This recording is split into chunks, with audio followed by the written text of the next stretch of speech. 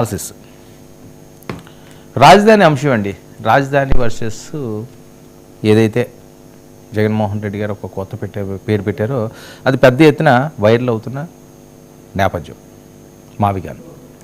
అయితే ఇప్పుడు ఇంకొక కొత్త రచ్చ తెర మీదకి వస్తుంది.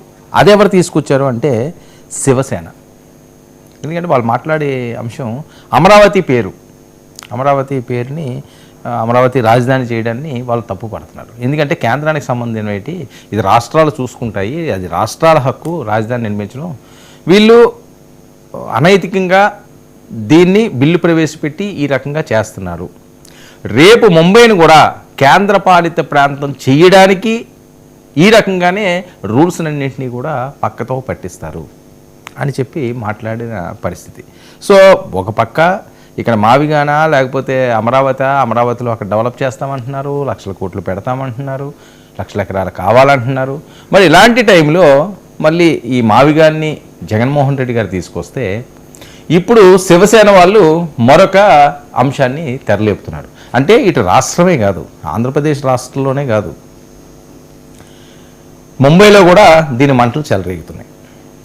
సో మరి ఇది ఎంతవరకు సాధ్యాలు, ఇందులో ఏం టెక్నికల్ అంశాలు ఉన్నాయో ఏమున్నాయన్నది పక్కన పెడితే గుంటూరు అభివృద్ధి చెందాలి, మచిలీపట్నం అభివృద్ధి చెందాలి, విజయవాడ అభివృద్ధి చెందాలి, శ్రీకాకుళం కూడా అభివృద్ధి చెందాలి, చిత్తూరు కూడా అభివృద్ధి చెందాలి. ఈ ప్రతి ప్రాంతం అటు ఏజెన్సీ ప్రాంతాలు ఏదైనా సరే రాష్ట్రంలో ఉన్న అన్ని ప్రాంతాలు అభివృద్ధికి నోచుకోవాలి.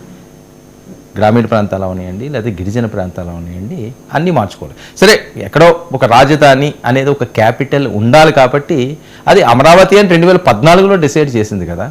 సరే దాని మీద ఇంత రచ్చ ఇంత రగడ దీన్ని వేరే రకంగా డైవర్ట్లు చేసి సజ్జల గారు జగన్మోహన్ రెడ్డి గారు వాళ్ళు సీరియస్, అలాగే మాజీ మంత్రులు వాళ్ళు ఒక పక్క మీటింగ్లు పెడుతుంటే ఓ పక్క ప్రెస్ మీట్లు ఇస్తుంటే మరో పక్క కూటమి నుంచి అచ్చెన్నాయుడు గారు అవనివ్వండి, లోకేష్ గారు అవనివ్వండి, చంద్రబాబు నాయుడు గారు అవనివ్వండి, పవన్ కళ్యాణ్ గారు అవనివ్వండి, వీళ్ళు ఒక పక్క. అంటే ఇది ఆంధ్రప్రదేశ్కి మంచి వాతావరణం కాదు.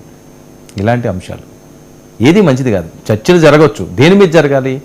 ఎక్కడన్నా తప్పు జరిగి లేకపోతే ఏవైనా డెవలప్మెంట్లకు సంబంధించి ఎక్కడైనా అవినీతులు జరుగు లేకపోతే వేరే రకంగా అయ్యో రాష్ట్రానికి ఇబ్బంది కలిగే పరిస్థితులు ఏమైనా ఉంటే కంపెనీల విషయంలోనూ ఇంకో విషయంలోనూ అవినీతి విషయంలోనూ లేకపోతే ప్రజలకు ఏమైనా వెల్ఫేర్లు ఇచ్చే దాంట్లోనూ సామాన్య మధ్యతరగతి కుటుంబీకులకు లేకపోతే నిరుద్యోగులకు అన్యాయం జరిగితే ఖచ్చితంగా పోరాటాలు చేయాలి. రైతులకు కానీ ఇంకొకరికి కానీ.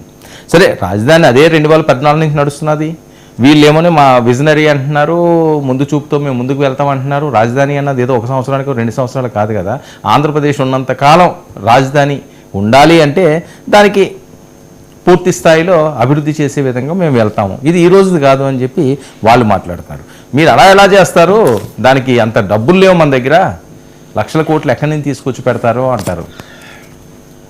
వాళ్ళు దానంతా అదే పుడుతుంది రాజధానికి. ఎవరో మేమే అప్పులు చేయం, రాష్ట్ర ఖజానాల నుంచి ఏమి తీయమని చెప్పి వాళ్ళు చెప్తారు. సరే ఈ రచ్చ ఏ రకంగా జరిగినప్పటికీ కూడా ఇప్పుడు మళ్ళీ శివసేన తీసుకొచ్చిన కొత్త నినాదం ఇది సోషల్ మీడియాలో వైరల్ అవుతున్న నేపథ్యం. కేంద్రపాలిత ప్రాంతం చేసేయడానికి ముంబైని ఈ రకంగా కేంద్ర ప్రభుత్వం అమరావతిని రాజధాని చేసేసారని చెప్పి వాళ్ళు మాట్లాడుతున్న పరిస్థితి. మరి మావిగాన్ వర్సెస్ అమరావతి. అసలు అమరావతికి పూర్తి స్థాయిలో చట్టబద్ధత వచ్చేసింది. దీన్ని ఏ రకంగా చేస్తారు, ఇందులో ఏమన్నా చెయ్యకపోతే ఏమన్నా పొరపాట్లు జరిగితే ప్రశ్నించాలి తప్పించి ఈ కొత్త పేరు అన్నది అది ఎంతమందికి రుచించి ఎంతమందికి రుచించలేదు, దీని పర్యవసానాలు ఏ రకంగా ఉంటాయి చర్చిద్దాం కూలంకషంగా ఈనాటి ప్రైమ్ డిబేట్లో. ఒక షార్ట్ బ్రేక్ తీసుకుందాం, బ్రేక్ తర్వాత ప్రైమ్ డిబేట్కి వెళ్దాం. Stay tuned.